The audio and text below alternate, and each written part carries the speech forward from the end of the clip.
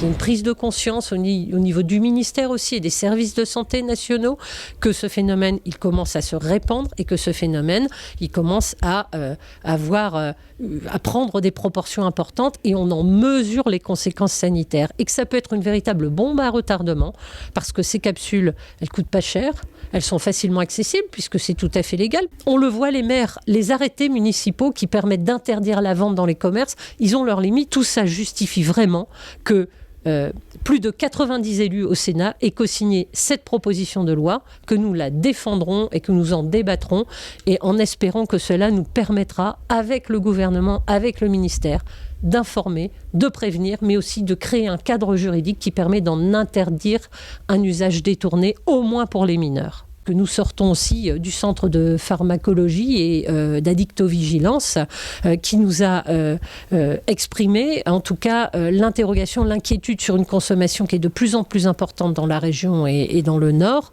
et que cette consommation, ils en avaient identifié des troubles de la moelle épinière, des troubles qui, pour certains, ont des effets pour partie irréversibles et un véritable danger pour la santé, qu'il faut donc alerter sur cette question.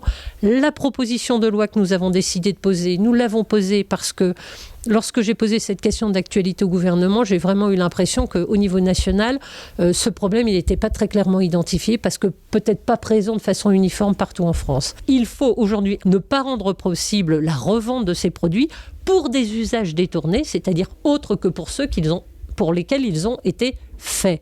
Donc ça, c'est important. On interdit la vente aux mineurs. Il faut aussi faire en sorte d'inscrire des pictogrammes sur ces capsules qui montrent la dangerosité de ce produit lorsqu'il n'est pas utilisé pour ce pourquoi il était fait. Donc ça, c'est important aussi. Et ensuite, nous rencontrerons le cabinet de la ministre parce que ça passe pas par la loi.